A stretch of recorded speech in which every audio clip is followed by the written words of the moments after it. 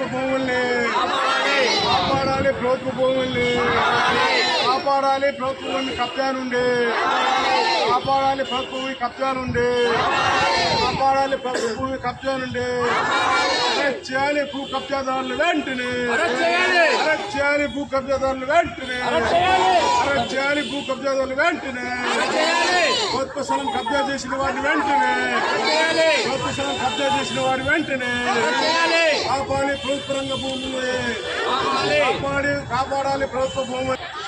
ఈ కొత్తపల్లి రెవెన్యూ పొలంలో కబ్జాకైన ప్రభుత్వ భూములు హెచ్చరిక బోర్డులు ఏర్పాటు చేయాలి, హెచ్చరిక బోర్డులు ఏర్పాటు చేయాలి.